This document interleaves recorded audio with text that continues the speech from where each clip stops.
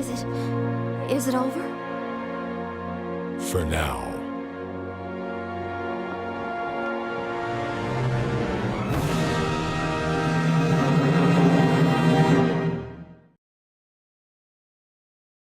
Well, it was my first show as a producer, so it's special to me because of that. It was the first show that I actually got to have that much creative control over, or creative, contribution to. That was awesome. Also, everything I've done professionally since then is because of what we did on Batman. So, like I said, I can only speak to my own personal, experience, and that's what it meant to me. We hit the ground running. We had an order for 65 episodes. That's a lot of shows. Nowadays, nobody does 65 episodes right out of the gate. It's like 13 or 26 maybe, and then maybe we'll do some more after that. But we knew we were going to do 65 straight up. So that's just a lot, and we couldn't hardly wrap our head around it. So we realized early on that it was really hard to keep the quality up on every single episode. So we made a conscious decision to kind of really focus on the ones that we thought had the most potential, and we would really pour all of our resources into that as much as possible. And we'd occasionally get a script that was like, we'd say, okay, we'll do whatever. We'll do whatever we can with it, but we're not going to kill ourselves for it. I regret that. I wish there was other episodes that we had fought harder to, at the script level, to bring them up to be as good as the best of the shows, and not just as the middle of the road. So that's the one thing I would do different is and even though we were hard on our writers back then, I would be harder. I would be harder on them even still. Just say, let's try harder to make these shows great. I love all across the board. I love starting with On Leather Wings. It's still one of my favorites. Over the Edge is a favorite. Chemistry, Home and Garden, or House and Garden. Two-Face Part 1, Feet of Clay Part 2. There's just a ton of them. Well, when we did the Superman show and we did the first crossover episode with Batman, we knew we had to kind of use our Batman. We didn't want to come up with a new Batman. And you can't get better than Kevin Conroy, right? So that was like the first combination of it. And when we did the Justice League show, again, there was not even a thought of making that a completely separate universe. We knew it was going to be a somewhat of a continuation of Batman and Superman. Weirdly enough, we did not really want to, even though in our own heads we knew it was a continuation, we didn't want to presume that somebody who was watching Justice League had followed all the other two series as well. So we didn't really embrace the continuity of it until we did Justice League Unlimited, and that's kind of when we really started going backwards and saying, let's just knit this all into one huge saga. It was a special moment in time. It was like a lot of the stars were in alignment. I had just the right cast. I had just the right writers. Unfortunately, Dwayne McDuffie, my dear friend Dwayne McDuffie, died a couple years ago. So it would be really hard to do the show without somebody of his caliber. And Dwayne McDuffies don't grow on trees, So I'd be very leery about going back to it. But it's not to say never. Sorry. The landscape is changing even as we speak. It's like the ground is moving under our feet. It's like, especially with streaming and things like that. It's everything's just changing constantly. It's like, you guys all know this is nothing new. It's like, could you guys have guessed that 10 years ago there would be so many great television shows on all these different platforms? You never would have imagined it, right? But and will it last forever? I don't know. It seems like to me it's not sustainable. It's like eventually there's going to have to be a course correction. There's going to have to be, we'll see. Right now, streaming is great. There's a lot of great shows being made, but there's you got all these shows to make, and there's this much talent to make all these shows. So everybody's getting spread really, really thin. I didn't have anything to do with the remastering, so I don't know. I doubt it. The different looks of the two shows is pretty drastic, so I wouldn't imagine they would try to make them look more like each other. I mean, one of the things I really like, because I went back, is I don't watch the old shows very often, but just recently I had occasion to watch some of the old Batman shows, and I was impressed by kind of how really old they look. They don't just look like they're from the 90s, they look like they're from the 1940s. They look really, really old, which I think is really cool. But then the revamp episodes don't look quite as old-timey as that. For one reason, we updated the fashions a little bit. We didn't, we weren't rigidly making sure that everything had a 1940s look to it, but the city still looked the same, but a lot of the props and vehicles look different, and like I said, the costuming did. But it still has a really pleasing look to it. It's just different. It's just really apples and oranges. So, but like I said, I had nothing to do with the remastering, so it's going to be whatever it looks like. It's going to be. I'm going to see it at the same time you guys are. So. Because it's awesome. It's so beautiful. Now when you see it digitally remastered, you're like, wow, it really is beautiful. Now it's even more beautiful. I love that film noir feel to it. I love how real it is. It's an authentic piece of what Batman would look like. When you look at the comic and you look at the show, you're like, oh yeah, that's it. That's what people say to us online. Every time I read a comic, I hear you and Kevin Conroy. I get asked that a lot, and I put on my Twitter once a picture of Harley and Batgirl side by side, and I said, you think you have an identity crisis? And it's always fun to play the Batgirl for sure, and I love Harley so much. But there's also so much nostalgia for me. When I see Batgirl in a script, I get really happy too. And I really can't pick. I love doing both of them so much. Probably my personality is more Batgirl-like. I'm pretty even-tempered, even when I'm dealing with a conflict resolution situation, pretty even-tempered.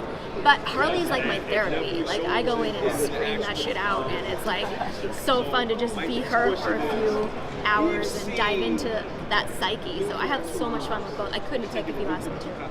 If you said today you could only play one, that'd be tough. I was already a fan of the comics, of the series, of any incarnation of Batman, and so I was freaking out when I first found out about the audition. And then the audition room itself was like completely daunting. It was A-list celebrities, it was A-list voiceover celebrities. It was an amazing room, and I was new to town. I moved from Toronto, and it's the only show I do that's my own voice, and so they liked that. And for me, that show was all about the acting beats. We would read the scripts and see where we were going, where we were coming from, and then just imagine all those moments in our minds and then bring it forth with our voices. Looking back when Batgirl died, maybe that was pretty daunting. But it wasn't a challenging time per se. It was a magical time. Like, I would pinch myself every day sitting next to Conroy and Hamill, looking at Arlene Sorkin and Ephraim and Liz. I was like, I could die tomorrow. That was cool. We got this, It was fun. My favorite line for her is one that Arlene said. So it's not mine, but I use that to tap into her brilliance. And it was the after, we think after living with Mr. J all this time, I'd be used to a little pain. That one. I just love that line so much. I've never got to say it, so anyway. Well, like I said, I just moved here from Toronto, and I had a very successful career in Toronto, including on camera and theater and over 20 animated series that were American co-production. But still, when I first moved here, they didn't know who I was, and I was pretty broke for the first 2 years. 3 eviction notice broke. And Marcia Goodman, who gave me my first job at 13 Hello Kitty, called me and said, will you come do this new Gadget series, Gadget Heather? I said, yes! She really saved my life in LA. And then shortly after that, I booked Powerpuff Girls and Batgirl and 100 episodes of 101 Dalmatians all at the same time. And people were like, who is this girl? So really, that time in my life opened the doors for this extraordinary career that I've had. So typically when you're doing a video game, you're by yourself. This was a full cast record show, so we really got to play off each other, which is always beneficial. You'll hear an actor go, we gotta get out of here, and you might go, okay, to make fun of it. And if you didn't know that person said it that way, you wouldn't respond that way. So acting is, of course, tremendously about listening, and it's such a gift to have the other actors in the room. Now, when you're doing a video game, you might have 10,000 lines, so it doesn't make sense to wait for everyone, but it's not quite as fun creatively. And also, you get really tired, even if you're not doing 1,000 death sounds, to just speak yourself for 4 hours straight. It can be exhausting, but it's still, from an acting standpoint, the same thing. You're still imagining yourself in all these moments. When the Joker died in Arkham Knight, I think it was, I cried doing that record. I felt her emotion. Well, I think it got right, the same thing it got right about every character. It was the humanity. Even the villains you feel sorry for because you know their struggles and their origin stories, and you feel the humanity of the worst possible criminals. And I think there was an authenticity to this show that's unmistakable, and you feel like you're in these moments with these people, like they could be your friend. Like, I want to hang out with that girl. Maybe not the Joker, maybe something. But I just think they got the humanity element right and the realistic moments, right? Like my favorite iterations of Batman is always the dark ones, and this film noir look, and how pivotal the stories are. It's like it's such an extraordinary world, so I think that translated. Girls' Night Out is my favorite episode.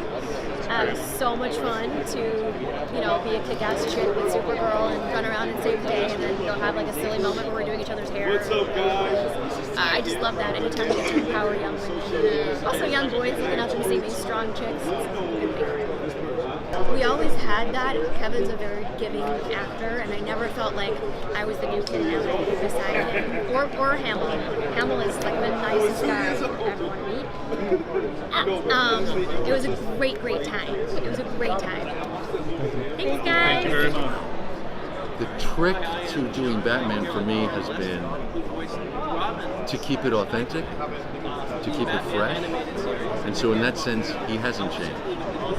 The challenge has been to have it remain new each time. And I think being a theater actor, when you do a show 8 times a week and every night has to be new, that serviced me in playing this role for so long. He hasn't really changed. The challenge has been to keep him authentic, to keep him true to what I found 27 years ago, and not have it get stale. And that's been challenging, I gotta tell you. Well, one way I do it is by just, Bruce Timm will tell you, I'm a bad boy in the booth. I'm a bad boy in the booth. I like to cause trouble because it gets people laughing, and if you get people laughing, it shakes them up. You know what I mean? And it makes them. Then you settle down and you give a fresh performance. Whereas if you're all being very, very serious and buttoned up all the time, everything gets kind of, tight. So Mark loves working with me because I'm a bad boy, and he likes to be a bad boy.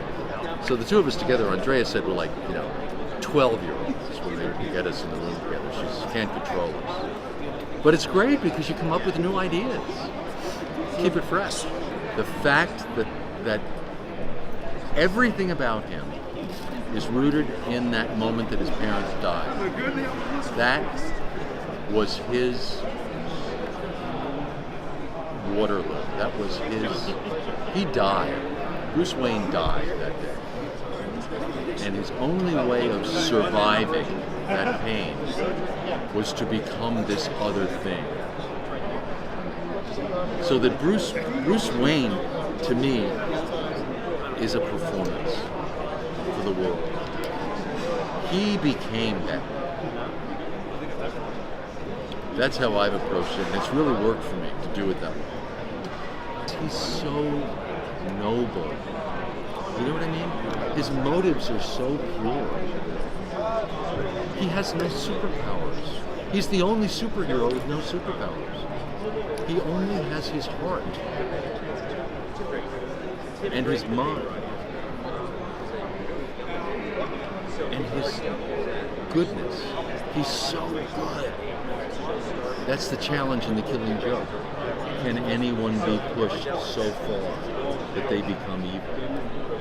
Even Batman. And at the end, it's left hanging. It's up to you to decide.